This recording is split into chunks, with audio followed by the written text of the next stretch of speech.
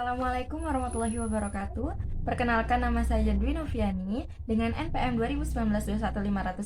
2019-2151442 dari jurusan Pendidikan Bahasa dan Sastra Indonesia, Fakultas Bahasa dan Seni di Universitas Indraprasta PGRI. Pada video ini merupakan tugas mata kuliah Akhlak dan Etika dengan dosen pengampu Bapak As'ad, STHI MPD. Video ini membahas 4 tema. Yang pertama, pengertian akhlak dan keutamaannya. Yang kedua, adab atau etika belajar dalam Islam.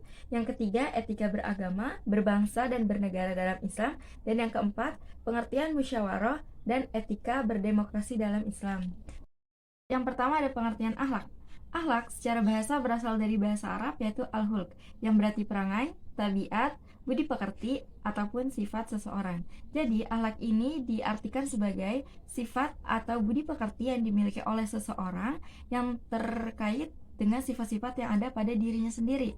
Nah, akhlak juga mempunyai arti istilah gitu, mempunyai arti istilah dalam Islam.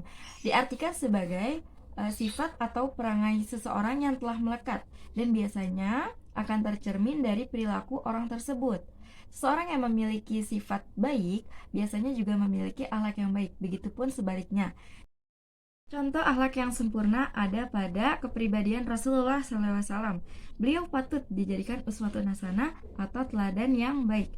Firman Allah Subhanahu wa taala tercantum dalam surat Al-Ahzab ayat 21 yang berbunyi, "Qad kana lakum fi Rasulillahi uswatun hasanah liman kana yarjullaha wal yaumal akhirah wa dzakarallaha katsiran." Yang artinya, sungguh telah ada pada diri Rasulullah itu suri teladan yang baik bagimu, yaitu bagi orang yang mengharapkan rahmat Allah dan kedatangan hari kiamat dan yang banyak mengingat Allah. Nah, dari pengertian akhlak kita bisa menyontohkan kepribadian Rasulullah itu seperti apa.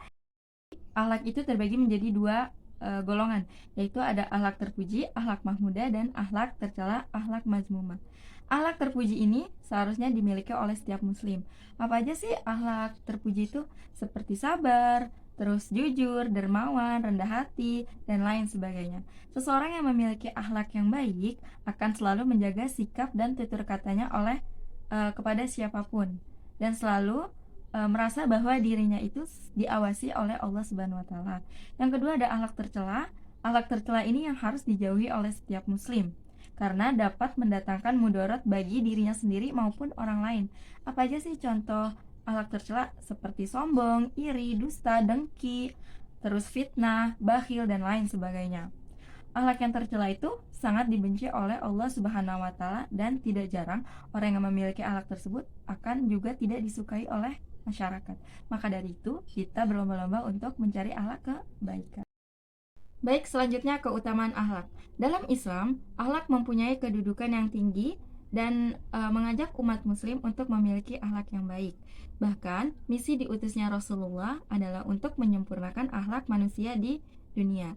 Di sini ada beberapa keutamaan memiliki akhlak terpuji, yaitu yang pertama, berat timbangannya di akhirat. Maksudnya, ketika kita mempunyai akhlak yang baik, maka timbangan kita di akhirat akan berat. Sebagaimana sabda Rasulullah, tidak ada sesuatu yang diletakkan pada timbangan hari kiamat yang lebih berat daripada akhlak yang mulia. Dan sesungguhnya orang yang berakhlak mulia bisa mencapai derajat orang yang berpuasa dan sholat. Hadis riwayat Tirmizi. Nah, yang kedua dicintai oleh Rasulullah. Dari Jabir radhiyallahu anhum, Rasulullah bersabda, "Sesungguhnya yang paling aku cintai dari kalian dan yang paling tempatnya dariku di hari kiamat adalah orang yang mulia akhlaknya, dan yang paling aku benci dari kalian adalah orang yang banyak bicara, angkuh dalam berbicara, dan sombong." Ketiga ada memiliki kedudukan yang tinggi. Maksudnya bahwa seseorang yang memiliki akhlak ataupun budi pekerti yang mulia memiliki kedudukan yang tinggi di akhirat nanti gitu. Jadi dengan memiliki akhlak mulia, kedudukan kita nanti di akhirat akan tinggi. Yang keempat, dijamin rumah di surga.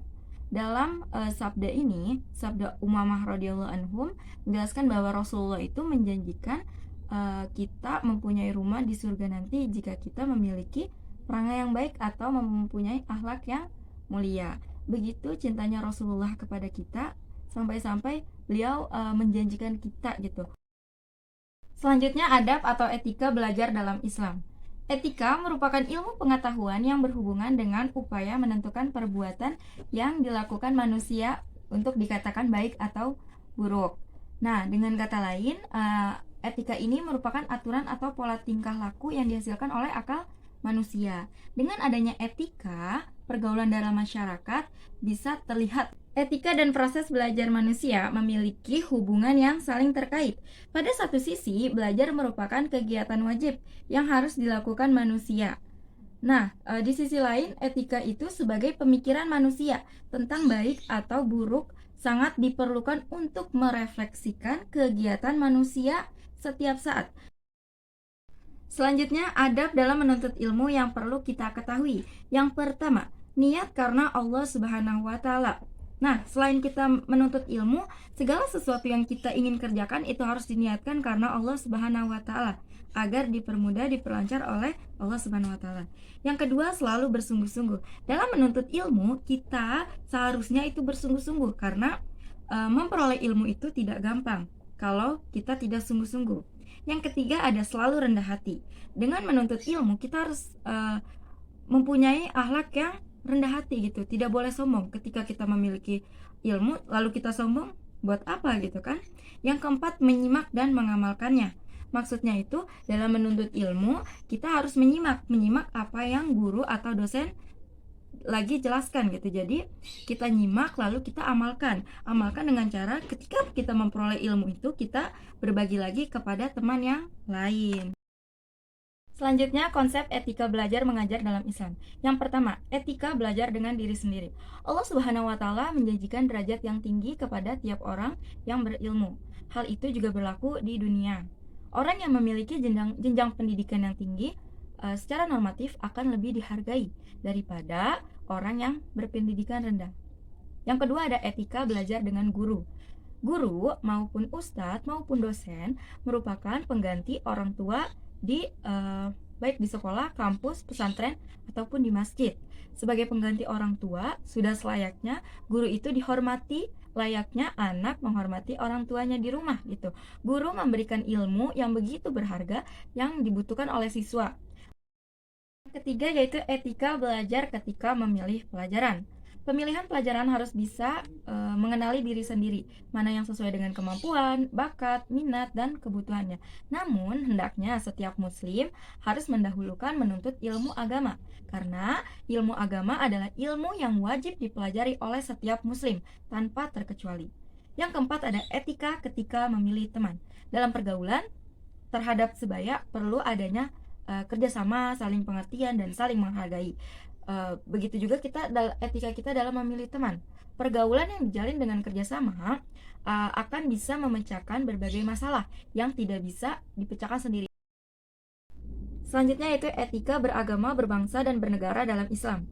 Yang telah kita ketahui tadi, etika adalah ilmu tentang baik buruknya suatu perbuatan manusia, atau dalam kata lain, etika digunakan untuk meninjau perbuatan manusia dari sisi keilmuan. Dalam kondisi apapun, Allah Subhanahu wa Ta'ala memerintahkan kepada umat Islam untuk senantiasa berakhlak yang baik, termasuk dalam kehidupan berbangsa dan bernegara. Secara kodrati, manusia ditakdirkan oleh Allah secara bersuku-suku, berbangsa-bangsa. Tujuannya agar saling mengenal. Sebagaimana yang tercantum dalam Al-Quran, Quran Surat Al-Hujurat ayat 13, yang artinya, wahai manusia, sungguh kami telah menciptakan kamu dari seorang laki-laki dan perempuan. Kemudian kami jadikan kamu berbangsa-bangsa dan bersuku-suku, agar kamu saling mengenal. Sesungguhnya yang paling mulia di antara kamu ialah orang yang paling bertakwa. Sungguh, Allah Maha Mengetahui, Maha Teliti. Secara garis besar, setidaknya ada 3 etika seorang muslim kehidupan berbangsa dan bernegara. Yang pertama ada menegakkan keadilan dan kebenaran. Kedua, menegakkan nilai-nilai kemanusiaan. Ketiga, mewujudkan kemaslahatan umat. Etika berbangsa dan bernegara sangat diperlukan dalam kehidupan manusia. Karena tanpa etika, maka kehidupan berbangsa dan bernegara ini tidak akan berjalan dengan tentram, damai, dan rukun. Oleh karena itu, kita sebagai warga negara Indonesia sekaligus seorang muslim, maka sangat penting untuk memahami dan merealisasikan pentingnya etika dalam kehidupan berbangsa dan bernegara. Pembahasan yang terakhir, musyawarah dan etika berdemokrasi dalam Islam. Musyawarah seperti yang kita ketahui artinya adalah kegiatan atau cara pengambilan keputusan berdasarkan kesepakatan bersama dengan mengutamakan kepentingan umum daripada kepentingan pribadi atau golongan. Secara etimologis, demokrasi berarti pemerintahan oleh rakyat. Demokrasi adalah bentuk maju atau sistematika dari cara-cara rakyat untuk bermusyawarah. Indonesia merupakan negara yang mayoritasnya beragama Islam. Maka dari itu, hukum Islam wajib dijalankan dalam kehidupan. Pemimpin negara adalah faktor penting dalam kehidupan bernegara. Jika pemimpin itu jujur, baik, cerdas, amanah, niscaya rakyatnya akan makmur. Sebaliknya, jika pemimpin tidak jujur, korupsi, serta menzolimi rakyatnya, niscaya rakyatnya akan sengsara. Oleh karena itu, Islam memberikan pedoman dalam memilih pemimpin yang baik. Terdapat dalam Quran surat Ali Imran ayat 26. Qulillahumma malikal mulki tu'til mulka man tasya wa tanzi'ul mulka mimman tasya wa tu'izzu man tasya wa tuzillu man tasya biyadikal khair innaka ala kulli syai'in qadir, yang artinya, katakanlah Muhammad, wahai Tuhan pemilik kekuasaan, engkau berikan kekuasaan kepada siapapun yang engkau hendaki, dan engkau cabut kekuasaan dari siapapun yang engkau hendaki. Engkau muliakan siapapun yang engkau hendaki, dan engkau hinakan siapapun yang engkau hendaki. Di tangan engkaulah segala kebajikan. Sungguh engkau maha kuasa atas segala sesuatu. Nah, pemimpin juga telah diatur dalam Al-Quran. Maka dari itu, memilihlah pemimpin yang beragama Islam dan berakhlak mulia. Itulah 4 tema yang telah saya paparkan. Semoga dapat dipahami. Lebih kurangnya mohon maaf. Wassalamualaikum warahmatullahi wabarakatuh.